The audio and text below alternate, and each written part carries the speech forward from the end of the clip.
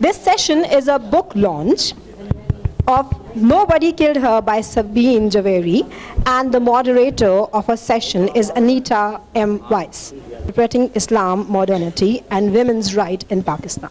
Thank you. Which will have its book launch tomorrow. Okay, that you can say that. Assalamu alaikum. Is this working? Can you hear me? Anybody? I'll just talk louder because I'm a professor, but I don't know if everybody else can. I did my last book that she just mentioned, Interpreting Islam, Modernity, and Women's Rights in Pakistan. There will be a book launch of that also tomorrow at 1:30. So welcome to this panel. Give me a copy of the book. I've read the book in online form. It was sent as a PDF. So we're very pleased to have Sabyn Javeri here today to talk about her book. Great.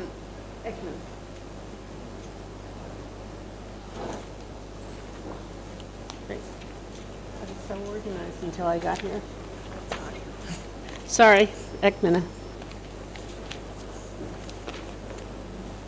So we're very pleased to have Sabyn Javeri talk about her long-awaited novel, Nobody Killed Her.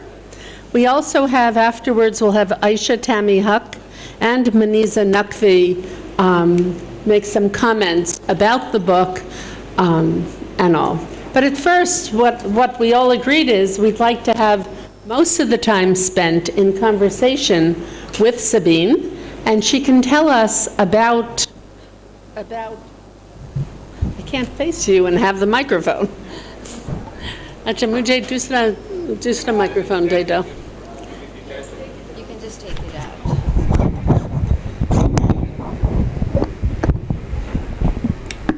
Okay, I got it. I mean, mil gahi. So, Sabyn, this novel is very different from a regular novel that one might write. It's not just a fantasy, doesn't just take place separate from a culture.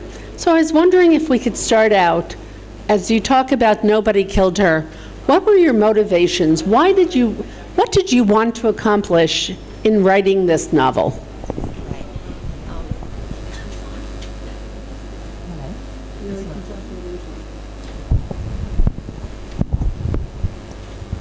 Mic on it.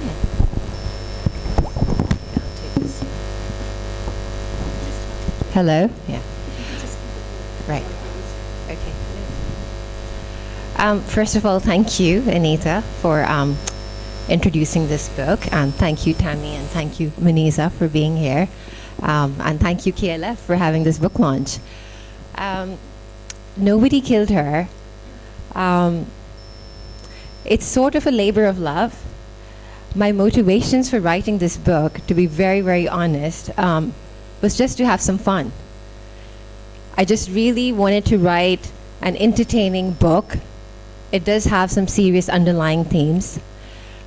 But the whole point of writing this book was just an exercise in creating something that was fun without the pressure of publishing. You said that this book is quite different in the way that it's written. I think you say that because a lot of fiction that stems from South Asia is very sensorial in its writing. It's very descriptive, it's very poetic, it's very lyrical, it's very beautiful. Sometimes the themes are very serious. It addresses themes of global terrorism, it addresses themes of war and conflict.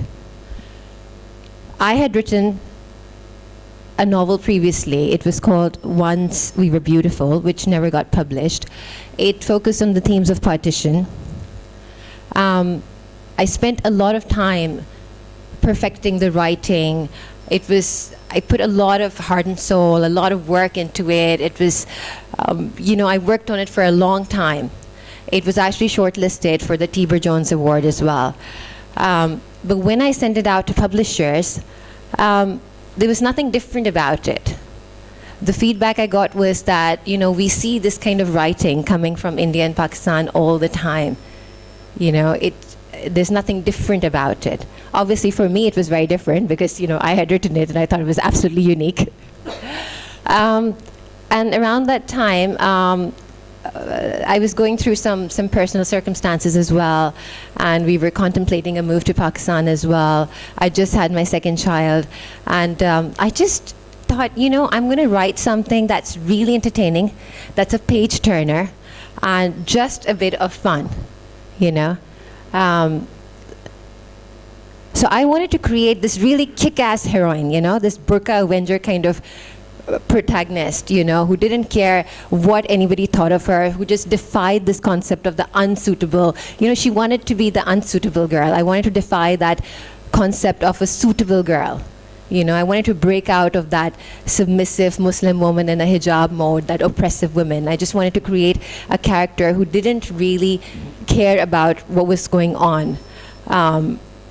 And for those of you who don't know about the novel, there are two protagonists in this novel. One is born to power, and the other has to struggle to get to that position of power. And my motivation for writing was basically the woman who struggles through those power circles, those class boundaries, who breaks those glass ceilings. That was my motivation for writing this novel. One thing that I find interesting about the novel is that when you start reading it, you kind of sort of think you know what the novel is about. But then, as the novel proceeds, and you take a great deal of both poetic license, but also imagination, creativity, you're talking about things that are not in what we think the novel is about. Every chapter begins with testimony at a court case, and it's very brief. But then you go into the backstory again. But some issues that I see that come up very poignantly in the novel are issues pertaining to gendered power. How do you acquire power? And of course, as you just mentioned, class. That certain people, if you're of a certain class, you can wield gendered power in a certain way, but not completely. And if you are of a working class background, you have gendered power in a very different way. So I was wondering if you can talk about how you use these concepts, or what you were trying to look at in terms of gendered power issues. Thank you. That's a really interesting observation. When I started writing this novel, I was actually looking for a doctorate topic. I was looking for a topic for my thesis, and one of the things I was interested in was female leadership in Muslim countries.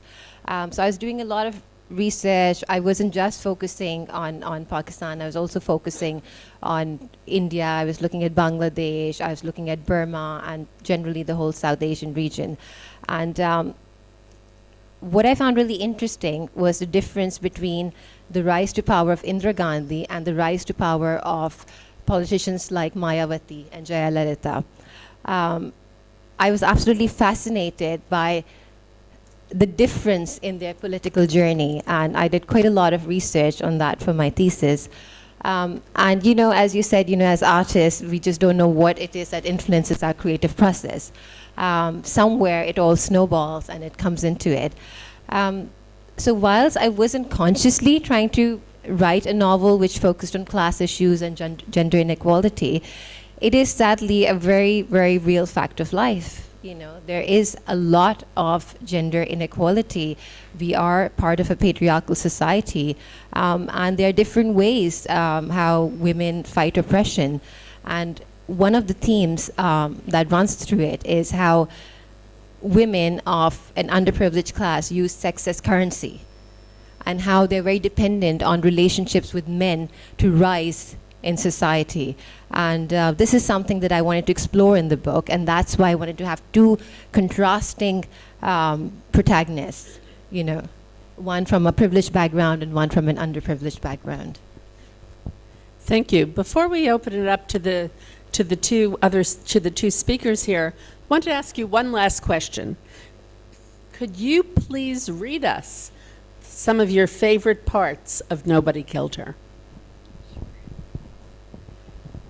Yes, I would love to do that. Even though I have a sprinkling of favorite parts, because the novel it's a very fast-paced.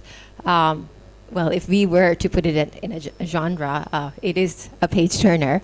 I think what I would like to do is maybe just start at the beginning, so you get a bit of a context of what it's about. The novel is. One of the main narrative techniques is that of the unreliable narrator, where the reader has to make up their mind about whether the person who is telling you the story is telling you the truth or not. And if I could just talk a little bit about the form. My educational background, if I could just tell you a little bit, is about in the pedagogy of creative writing.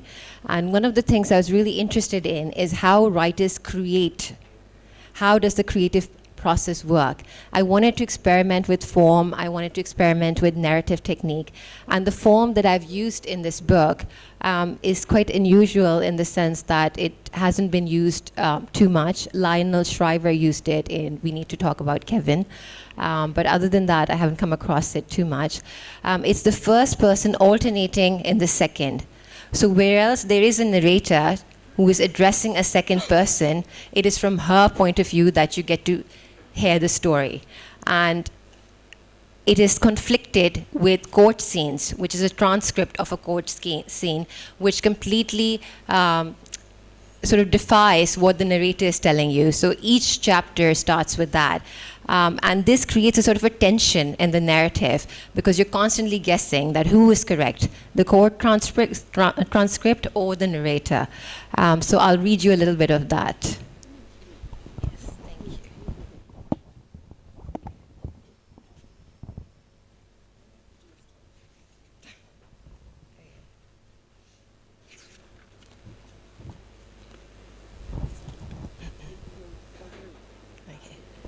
It's just a little too close, so I'll just push it here. Okay, so this is the court transcript. Who killed her? Death doesn't knock on the door before entering, Your Honor. It comes suddenly, unannounced and uninvited. A bomb blast, a bullet gone astray, a blow in the head, and before you know it, boom! The life has gone out of you. Cooked, as we say here in this city. You're smiling, sir. Perhaps you think I didn't try to stop her. I tried to tell her there's danger. Truly, I tried. The general and his men, I said, they will kill you. Why do you think they're letting you do this? So they can send you away for good, to a place you can never return from, I added, in case she hadn't understood. Her Urdu was not that good, you see, and my English, well, never mind. So I said to Rani, Madam, don't go, it's a setup. Even told her the story of the spider and the fly. But she just laughed that careless laugh of hers, so unafraid, so unaffected, as if death itself was on her payroll. Miss Khan, you must only answer the question asked. Tell the court how you knew the deceased. I knew her the way I know God, Your Honor. I worshipped her, believed in her, yet never knew if she was real or an illusion. Perhaps I had imagined it all. Miss Khan, you are digressing. Think back and answer correctly. Think back? So that was the court transcript, and now the narrator starts talking. New York, 1982. The first time we met, you were wearing borrowed clothes. You sat there in your two big platforms, bell sleeves, and a neckline that plunged sharply to the right. Your yellow jumper hung loose over your thin frame. Your head was defiantly uncovered, your frizzy hair as rebellious as your nature, your heart-shaped mouth stubbornly set. Later, you told me that your friend Yasmin had lent you the clothes before your mother stopped your monthly allowance. She thought it would make you give up politics. Your mother didn't know you well. Looking deceptively sunny in that blinding yellow, you smoked as Yasmin stood behind you, searching through a high bookshelf. I had never seen a girl of your stature smoke, or sit publicly without a veil. Ashtray, you ordered, and Yasmin came running up with one. To avoid staring, I looked up at the highest shelf. my neck craning as I tilted my head all the way up, then bending as I looked down to the last. I wondered if you had read all those books. Perhaps it was my head bobbing up and down like a duck in water that caught your attention. Sit, you gestured, and I nervously looked around for a chair to park myself on.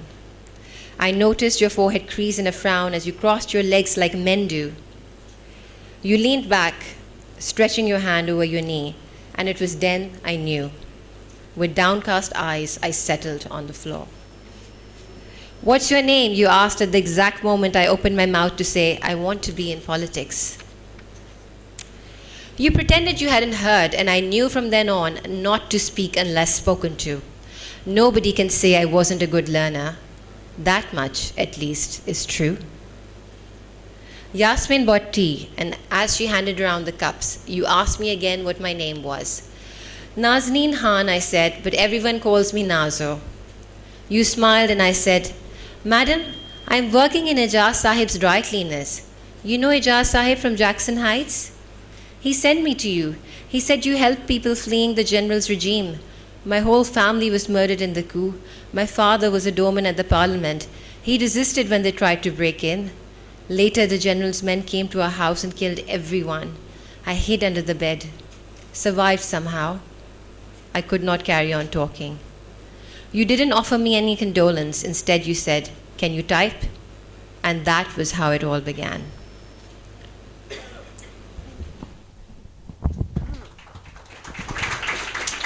Thank you. So you can tell we're sharing a microphone. I'd now like to turn to Aisha Tammy Huck. Okay.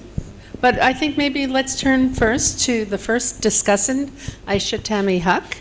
And is your mic on? I don't know. Hello? Yes. Yeah. Okay. And so, you know, we've talked in advance about the literary style of the book, about the sociocultural landscape that she's trying to portray. What are your thoughts about this novel? Well, thank you all for having me here. And I had a chance to read most of Sabyn's book, not the whole thing, I have to say. But you know, when I started reading it, I read the title first and then got into reading the book. And I was quite taken with the style. I like the way it's structured.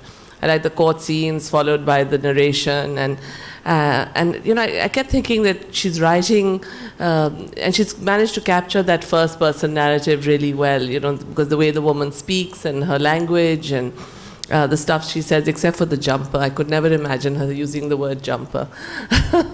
But what happens is, as it carried on, I suddenly realized that the title actually tips you off. Right, you know, in fact, the first page and the title kind of tip you off about the rest of the novel. You know, death itself was on her payroll. So I'm not going to spoil it for everybody, but I think you should read it because of that. But the only issue I have with the book, and I've talked to Sabyn about this, and I really think one needs to get it out of the way once, just at least once, is that the character is based, in my opinion, completely on Benazir Bhutto. And that, to me, actually overtakes the whole book. Because if you're living in Pakistan and reading this book, you're going to only focus on that. And you're going to focus on the fact that she hasn't portrayed her right, and why has she written this, and why has she done that. People are going to forget this is fiction and it's a novel. So that is, in my opinion, a real danger. Whereas the book is fiction, it is a novel, it's not about Benazir, although, you know, people, when you write a book, I mean, lots of people here I'm sure have written, and you borrow hugely from history, etc. But I feel that in this place, there is going to be this problem with the book. Anyone who reads it is going to feel that that's the story. Whereas, you know, there are issues of class and gender and all the problems that go with it, and this huge power of the hijab that she's written about, and how people manage to do so many things in life with that hijab. I mean, I never actually thought about it, and how powerful an instrument it may be, never having used one, but Not that I'm going to, but it's something that struck me when I was reading this book. So I think to me that's really the only issue I have with the book. Thank you, Tammy. As I was reading the book, yes, of course you think about Benazir, but there's so many issues that she raises, and you're thinking, did Benazir really think that? So it's really taking this creative license to say, to present a reality that maybe it happened and maybe it didn't. And that's what's so unique.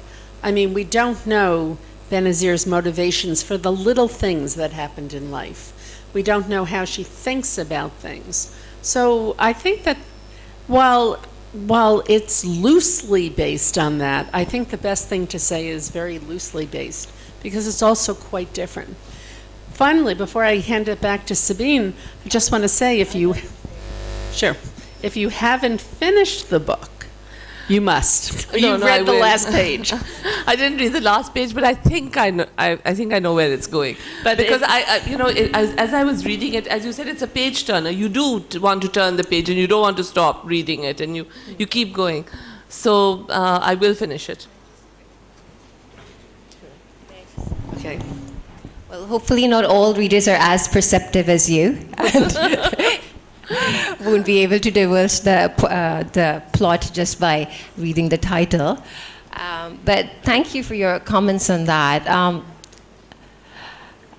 I'd just like to say that, obviously, if I'm writing about a female Muslim politician who has been assassinated, obviously there are parts of the personality that do bring up comparisons, but at the end of the day, it is a book of fiction. It is not a place where you can find the answers to any assassination. It's not a biography. And obviously, every reader has their own interpretation, but, it's a work of fiction, and obviously as artists, as writers, we do take artistic license, we do get inspired by our surroundings, by our environment, and Benazir was such an inspirational personality. When you think of popular female leaders, of strong women, you cannot get away from that. Just like you cannot get away from, we don't know a lot about Margaret Thatcher, Indira Gandhi, Jayalalitha, Mayawati, because, we have not had that much exposure. But these also are powerful women, and the issue here is that women all over the world in powerful positions face similar issues, and that is what I've tried to bring out in this book. Thank you. Now, is this working? And now we'd like to turn to hear from Maniza Naqvi. So, first of all, congratulations, Sabyn.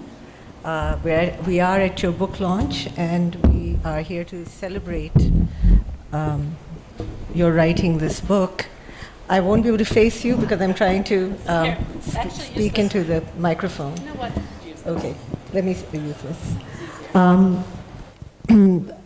So I'm sitting here struggling because I'm a writer as well, and I write fiction, and when you write fiction, I guess, you go into an agreement with the reader that you have artistic license to write whatever you feel like, and that is your prerogative, and that is your right. So there's that. And I have read your book. I read the whole book. And I am who I am. And I'm Pakistani. And I bring, like in art, when an artist paints a painting, the person looking at the painting sees themselves and sees their own experience, and they bring to it their own history. So similarly, reading your book, from the get-go, there was only one person that came to my mind, and that was Benazir Bhutto. And I felt that that is who you were writing about, and that you were very much locating the character that you created in the broader strokes and some of the more detailed strokes of her life. So I couldn't, that's my failing, entirely my failing, but I couldn't tear myself away from that image. I stayed firmly in that idea that you were talking about Benazir Bhutto, and I wonder if other Pakistanis will have a much more, will be more intellectually superior and able and have a greater imagination than myself to be able to go further than that. But you've done a lovely job, and as I was listening very carefully, actually I was trying to look down as you were reading. When you read the first part, it became yours, and I could for a moment tear myself away from my own voice and from my own head and listen to your voice reading it, and it seemed to then somehow separate itself from the very real appropriation that I think has happened, that the character that you have created appeared less as an appropriation of Benazir Bhutto.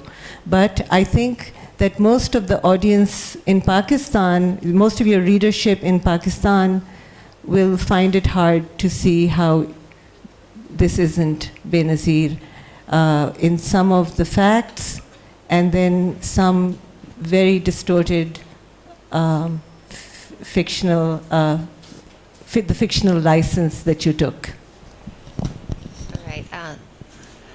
Thanks, Vanessa. As you said, that every reader brings their own personal interpretation and personal histories to the book. My Indian friends who have read the book were convinced that Nazu's character is based on Mayavati. They were absolutely convinced. So, you know, as you said, that people bring their own experience of life to the book.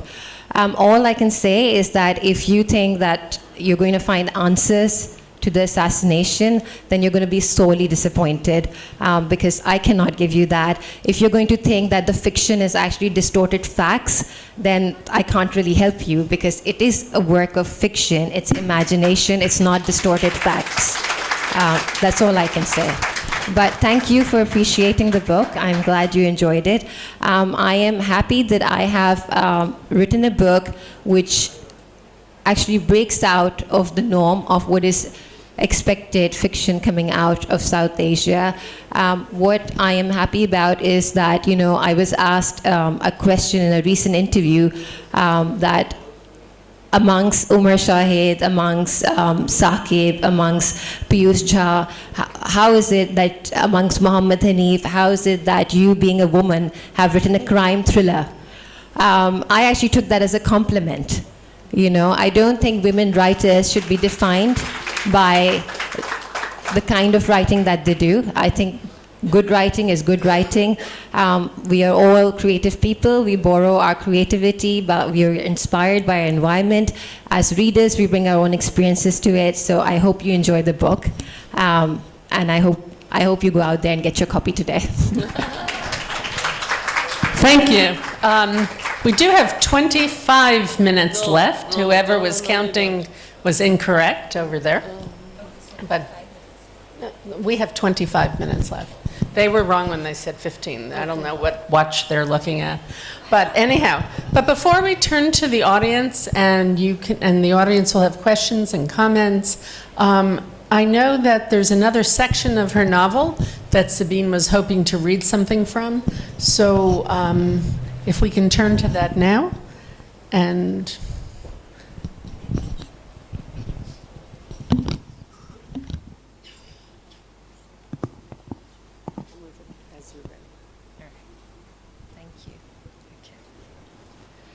Okay,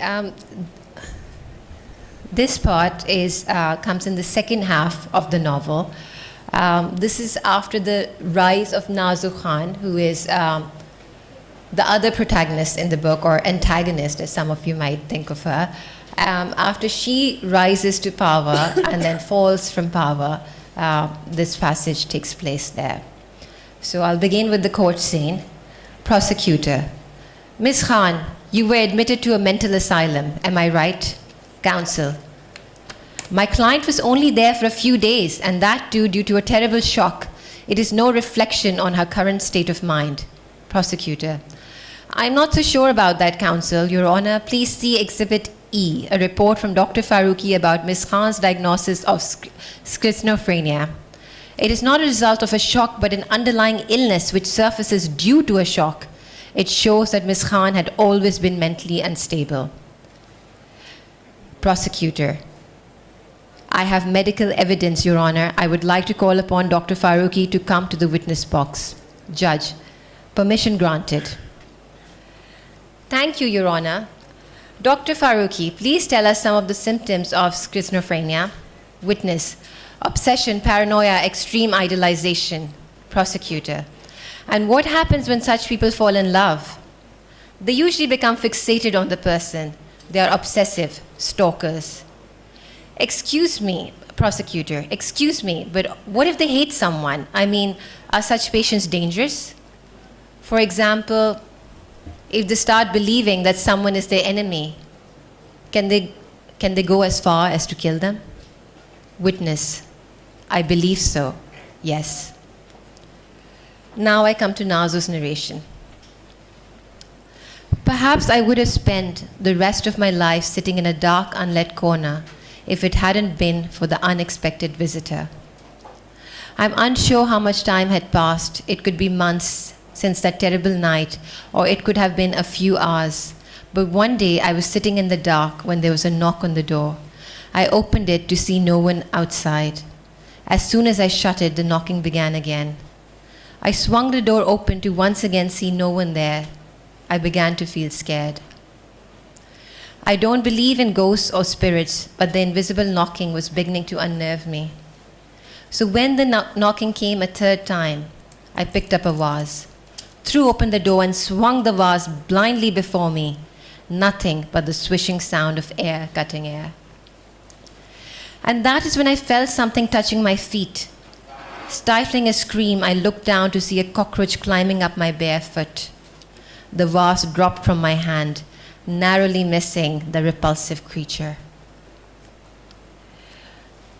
I crouched down to take a closer look and sucked in my breath. The resemblance was undeniable. The same cross-eyed features, the same ruthless scowl, and the same buzzing antennae that gave him a frown of concentration, always scheming, always planning, and most of all, that look of brutal self-righteousness. There was no doubt about it. The cockroach in front of me was undoubtedly the general's reincarnation. The past had come back to haunt me. Quickly, I put an upturned glass over him. Let him suffocate, I thought. But then, what if he came back as something bigger, something mightier? Where had I heard that if someone died an unnatural death, they keep coming back till death claims them naturally? It's your karma, I said to him, that you have come back as the lowest form of life. Talking to yourself again, refugee said as he bought me tea. Are you feeling hungry today or still on hunger strike? I stared at him speechless, willing him to come forward and accidentally squish the cockroach general. Step on it, I prayed silently. But he walked right on without a second glance. When I turned to look down again, the creature had escaped. That was the first time I realized that there is such a thing as accountability. Perhaps you do get what you deserve.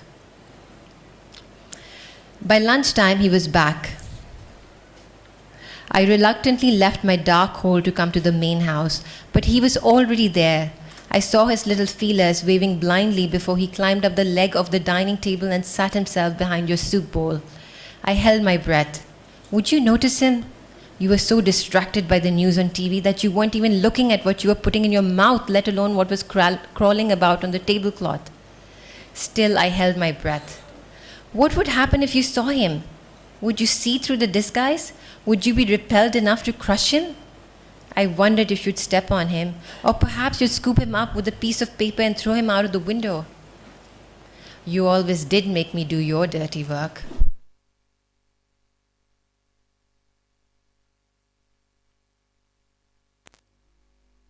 So I'll just finish this passage then. You always did make me do your dirty work, or at least you tried. Nazo? I looked up, startled at the sound of my name. What are you doing here? Are you all right?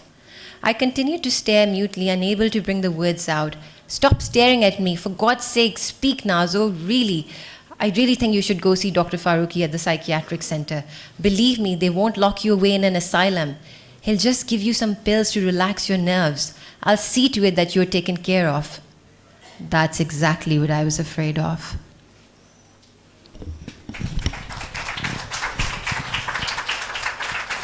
Thank you, Sabyn. I think that the audience can hear in that last passage. There are similarities with the life of Benazir, but there's also some not only notable differences, but you're exploring something psychological, something physiosocial in the book. And we can always say, maybe it happened and maybe it's not. Nazo is quite different from Nahid Khan.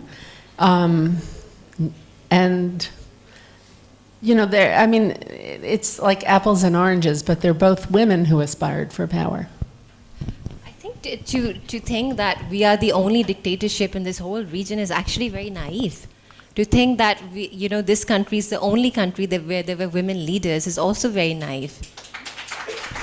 Very well put. Very well put. Anyhow, Aisha and Maniza, do you have anything else before we open it for questions? No, I will, but I just wanted to give you both. Well, yeah, there are lots of questions. Well, and I just wanted to say that I like the idea of the crime thriller. And being a lawyer, I like the whole concept of the court scene. I thought the structure was clever, etc. But I still think that, nobody's really, I would like to hear what the audience says if they're going to focus on the issues of women, power struggles of women against women, the way women treat other women, Yes. the whole issue of class and the discrepancies in the way people of different classes treat each other, and also how you have this really strange relationship, or maybe it's not a strange relationship, between these two women, both very strong. But they have a very unusual relationship, and at the same time, it's a relationship that I'm sure a lot of people will understand and or perhaps even identify with. Can I just comment on that? And then we only have 5 minutes left. So. No, we have 15. No, they said we have 5. No, they don't. Okay. They're confusing. They said 10 minutes for us to talk, 10 minutes Q&A. Don't worry, I'm good.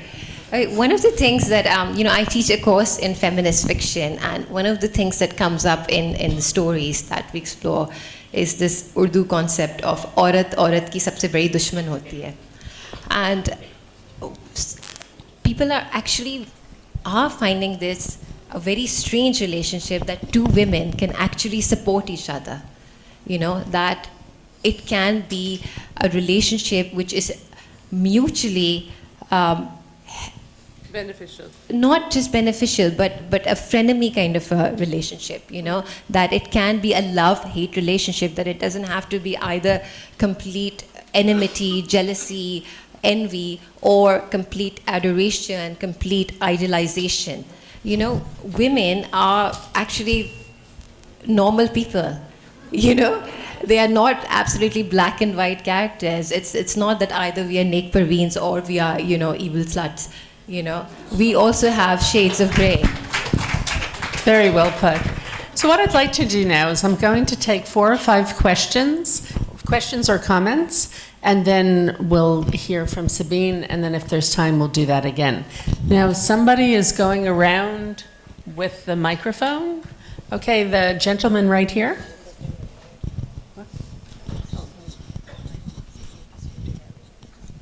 Hi. I'm a little unnerved by this panel. Personally, I feel like the problem I'm having here is that, and this is why I think Pakistani fiction is not able to sort of get global appeal is there's too much boxing of it going on.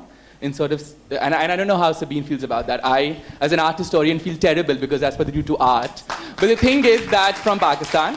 But anyways, I mean, you know, because I mean, I'm highly interested in Middle Eastern literature coming out, and if you read sort of the Q that was just written by Basma Abdulaziz or Guapa by Salim Haddad, you know, of course they're talking about a revolution in some unnamed Middle Eastern country. Of course, you know, we can all talk about Egypt there.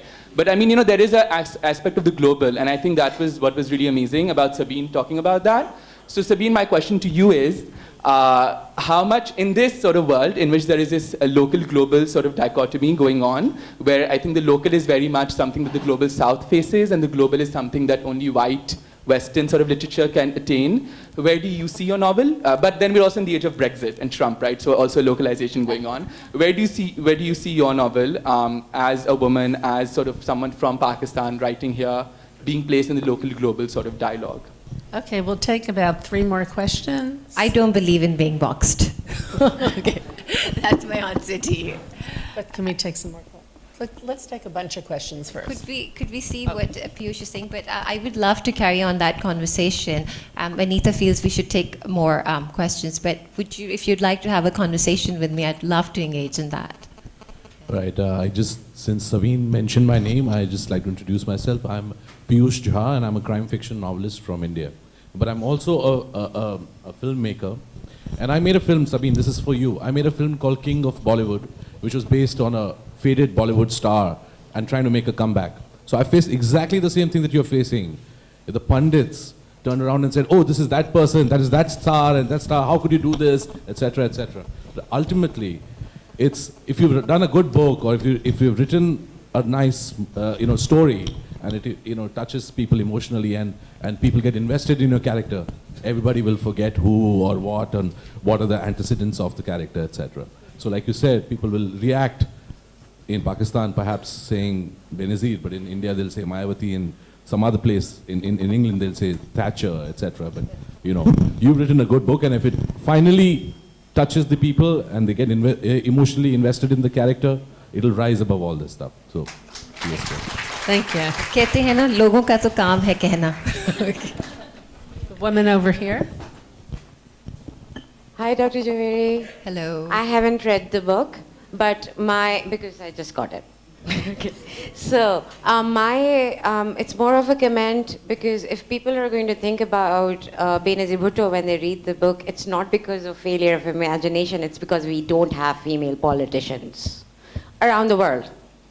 So little girls don't have much to look up for, and so yes, we can try to think about someone else, but who are we going to look up to, and who are we going to imagine?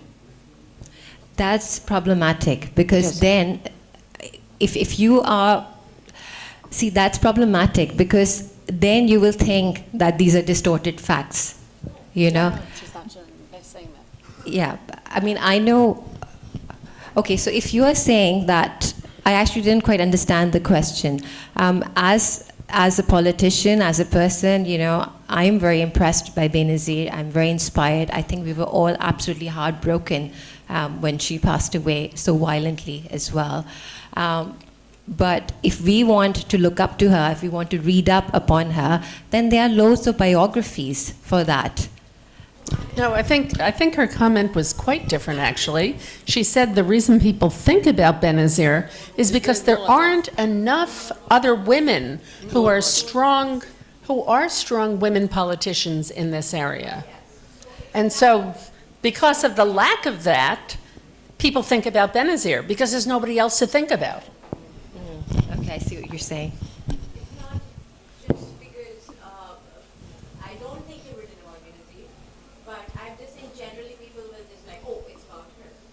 Because there's nobody else to think about. Okay, the gentleman in the second row, and then the woman whose hand is up and towards the back. Okay, this is Safraz Corejo from Shah Abdul Latif University, Khairpur. It is a proud moment that... Where are you, guy? Acha. So, it is very delighting and matter of great honor that passively you are from Khairpur, if I can say. and you have returned to the global community, especially on the women issues. So I want to offer you the forum of Shahid Benazir Bhutto Chair in our university and also the Department of Peace and Conflict Studies for your another enlightening talk to the women of Upper Sindh, and we will be glad to host you. Thank you. I'm absolutely you. delighted. Thank you. There, actually, right here in the front row. Yeah. Thank you very much. I'm Victoria Schofield. I'm not a Pakistani, but I have to confess I do see similarities with the story of Benazir Bhutto. What you've written is a tragic book, actually, because it's a tragic story, and it's a tragic story about the friendship of the two women. And although it is fiction, you have the difficulty, I think, where if you don't have such a sophisticated audience that's going to say, well, this is a novel, they're always going to be searching for what is fact and what is fiction. And I wondered what responsibility you felt for the families of the two individuals who appear to be like Benazir Bhutto and Nahid Khan in terms of what they're going to interpret from what you've written, and whether this bothered you, because you started out by saying you wanted to write something entertaining, you wanted to write something fun, but whether actually if they or their families read this book, what do you think they will feel? The book has gone through not one, but 3 legal reads. We took every consideration to make sure that this work of fiction stays a work of fiction. There are absolutely no factual or otherwise similarities. Like I said, yes, and like the lady there said that, you know, comparisons do come up because of our own personal experiences.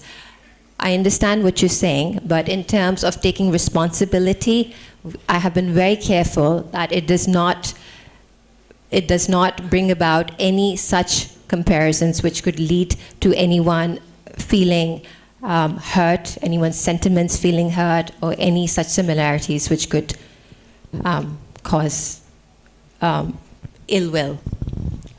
We have time for one last question, and the woman in, yes, you have the mic. My name is Priyanka Sinacha. I'm from India. And what I wanted to really ask you was that you mentioned that you have 2 protagonists. One is from an underprivileged background, one from a privileged background. So what are the similarities that you find? You must have studied various politicians, political leaders across the world. And did you find any similarities between political leaders, women political leaders, who come from underprivileged backgrounds and who come from privileged backgrounds? The differences, I guess we can see that, but any similarities that you found? That's a really interesting question. Thank you for that. Similarities between different backgrounds within women leaders, basically dedication and commitment, and this drive, this hunger for power, which not necessarily in a negative way. But there were some very distinctive qualities about each leader that I studied which really appealed to me. And one thing, as we talk about Benazir Bhutto, which I did take inspiration from, was that she was absolutely unapologetic about being a family person. Unlike some other leaders, like Gandhi, for instance, Indira Gandhi, or Thatcher, where their families took a back seat because they were so immersed in their role in the state. One thing I found absolutely inspirational about Benazir Bhutto, that she took her home and office both seriously. She was a complete woman. And that was something that really appealed to me. But yes, as far as similarities go, despite whichever background they are from, I have noticed in my research that family life always took a backseat. If you take Mayawati, if you take Jayalalitha, Indira Gandhi, I mean, does anyone even know the name of Indira Gandhi's husband? Does anyone know about? You would, because you're from India. Okay. One person knew. Who knows Thatcher's husband's name? Dennis. We all Dennis, know just that name. Dennis. Yeah. Because she always used to say, Dennis! Right. Whereas, I don't know many female leaders who were pregnant while being in office. So that is something that sets her apart. But yes, in terms of similarities, whatever backgrounds they were from, this unapologetic dedication to getting to the place where they wanted to be, that is something that I found in common. Tammy wanted to make a final comment? No, I had a question actually, because I wasn't trying to box you in at all. It's just something that did jump out, and I think it's jumped out to a lot of people. But the thing is, if you're not wanting to be boxed in, is that are you using your crime thriller fiction to unbox people? To get people to think outside of the box. I mean, if everybody here in Pakistan picks up this book and reads it and they say, oh, it's really a very salacious account of Benazir and Nahid Khan's lives or something, are you trying to unbox that thought? Are you trying to get people out of what they usually, if you pick up the book, anybody here picks up the book and reads it and says, oh my God, it's if I'm Benazir. not trying to write about Benazir, if I'm not trying to write about anyone who you've named, then how can I be trying to unbox them? No, unbox the way people think. Is what I mean. My motivation for writing a crime thriller was because I wanted to write something that was entertaining, something that I couldn't put down. I wanted to experiment with form, with narration, with technique. That was my motivation for writing, for choosing this particular method of writing. I wanted to create a form where the reader could be part of the narration, where the reader had as much say in deciding what the book was about, who was telling the truth, who wasn't telling the truth. Yes, that is something that I wanted to experiment with. So that in itself is sort of liberating for the reader. That's so. Exactly, because especially I think that people are used to, as you said at the very beginning, novels in Pakistan, very descriptive. You're told something, you think, you're following it, you don't question it.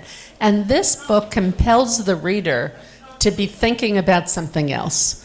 Yes, I mean, Umar Shahid in The Prisoner, there was a lot of speculation that the book is about Murtaza Bhutto's murder. But at the end of the day, the form was so compelling. You didn't find answers in it. There was absolutely no... you were reading it for its form, because it was a page turner. It was interesting. Well, our other discussant has one last comment. Maniza? Yes, I'll just say that I think Tammy has just paid you a very big compliment, and you should take it. Thank you, Tammy. That whatever we are saying here should be taken in that spirit. So that was a big compliment she paid, that you're, if that's the job of fiction, if there is a job that fiction has to do, is to let people create characters that don't fit our our perfectly closely held beliefs on how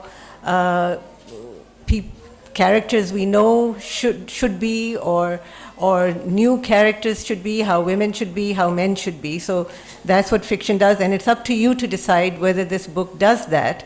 And so given that, get started on deciding where you fall on this book by going out and buying it. And Sabyn is going to be available for you to go and buy the book.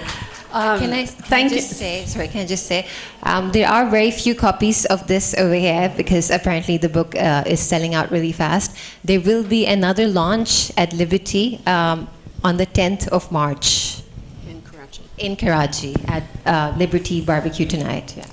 So thank you, Maniza. Thank you, Tammy, for your comments. Thank you to the audience for coming. And I will say, I think writing in fiction, you're all inspiring me. As a sociologist, I've never written in fiction. But, it's like, wow, the things I write about, maybe I should try some fiction. Maybe you should. Anyhow, thank you all for coming, and thank you, Sabyn. Thank you. And can I just thank Tammy and Manisa for putting up with me and reading this book. And thank you. You've made me look at this book in new ways, and it's been amazing talking to you. Thank you, Anita, for moderating. And thank you, all of you, for coming and buying the book.